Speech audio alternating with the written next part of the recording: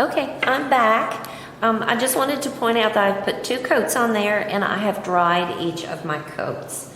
Now, the next thing I'm going to do is I'm going to take a little bit of the brown paint and we are going to create this little messed up indentation here. And you will probably do a much better job than I will. I am definitely not a painter.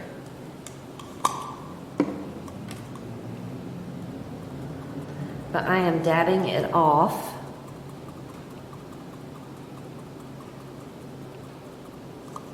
And I'm just going to follow my line.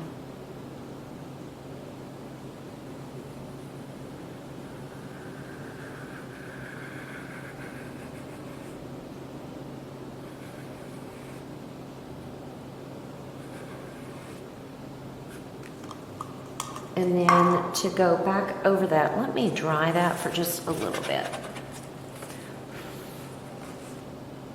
I'm going to take almost a dry paintbrush of orange, whatever was left, and I'm just going right over the top of that, just to mute it just a little bit.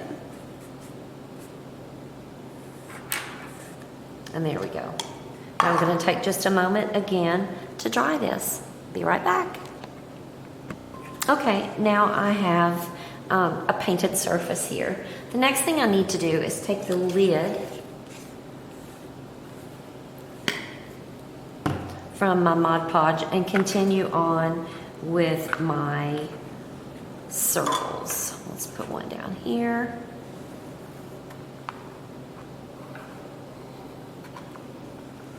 This one is not going to have any wording on it. But I think it's going to turn out really nicely.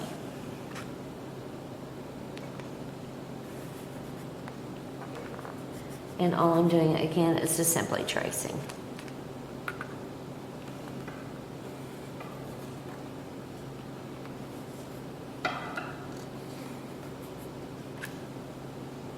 And I kind of like to put some of them off of the actual image itself. So we're going to put one here.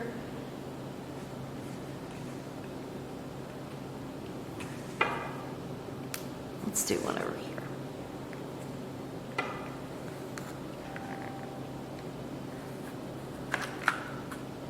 Okay, now we have that done and we're ready for the next step on it. But in the meantime, while I have my brown paint, I would like to paint my stem.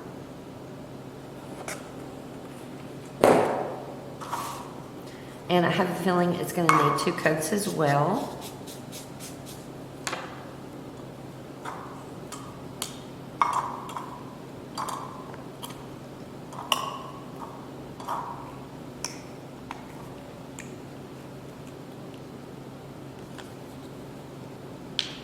And you know, once you get your image cut out, you can do pretty much anything you want to with it. As far as color is concerned, I'm making a mess. Even the stem, I know we just talked about white pumpkins and turquoise and so forth, but even the stem. I'm also getting around the edges. And the stem will be, I'm going to get a little farther down because I'm not sure how far I want this stem mounted on the back of my foam board. Okay, so there's 1 coat. And I'm going to pause just a moment and we're going to dry this and get a second coat on. Okay, I'm back. This has 2 coats of the brown on it. And it's not quite dry, as you can tell, because I'm getting it all over me. But by the time we finish our project, it will be dry. Excuse me. Oh, excuse me. Pardon me. Okay, the one thing I did not mention that you're going to need is you're going to need a paper plate for the glitter, because you do not want this to get all over your house. And so I'm going to get our pumpkin. And here's all you're going to do. You're going to take your brush and you're going to dip it in your Mod Podge, or you can pour your Mod Podge out into a container. This is a new container, so it should go on very easily. And I'm going to trace my circle with the Mod Podge.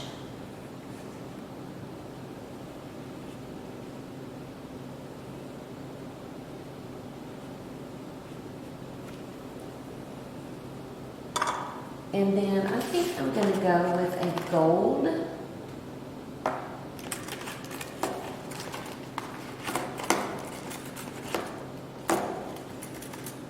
So I think I'm going to use this one. I should have opened that up very quickly before we started. This is a new one. I'm going to take my X-Acto knife and open up a little slot. And I'm going to generously cover this in gold. And I'm going to knock that around a little bit. And then we're going to put the rest back in our plate. And there we go. I need my Mod Podge. And again, in the center, you can use a smaller brush if you feel more comfortable.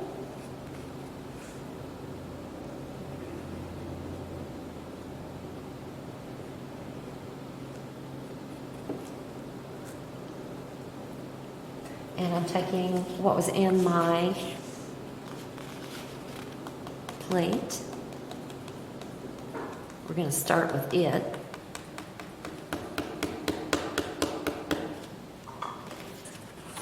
I'm trying to keep this off of the table.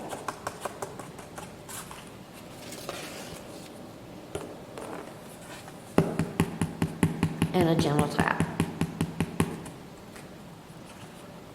Now, any extra that I get on there that's loose, and I just want to get it off there, take a dry brush, and either now or at the end, make sure this is dry first because you do not want to accidentally rake through them, and you can clean that up. Now, what I intend to do is to finish all of my circles very quickly, and I'll be right back on with you. Okay, everyone, I am back. This took me maybe 15 minutes to do, but I really like the look of this. I think it's fun.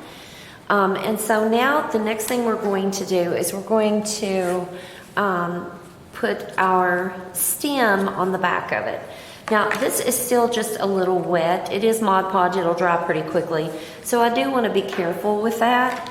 I would like for my stem to go right here. So I think the best thing to do would be to open up my E6000.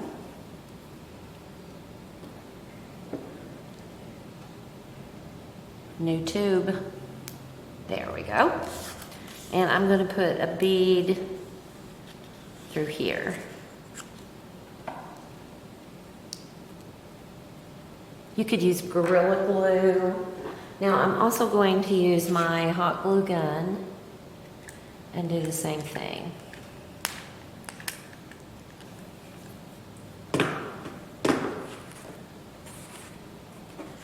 And I'm going to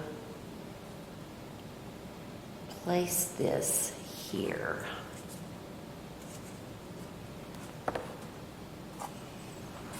On the top of this. Okay, so that is going to take a few minutes to start cooling down. In the meantime, the final touches before we choose a bow or how we're going to do this, I like this just as it is. I think it's pretty, but I do want to protect it, and so I'm putting the matte Mod Podge in all the sections. So I'm going to get started with you guys. But I will turn off our video, finish up, and show you the end product. You're just trying to be careful. You just want a quick coat around the top. And that way, if you do get water on this, it's not going to be ruined. This is just going to protect it.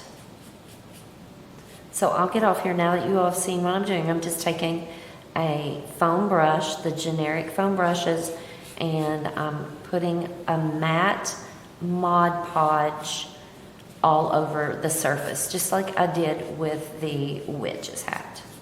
I'll be right back.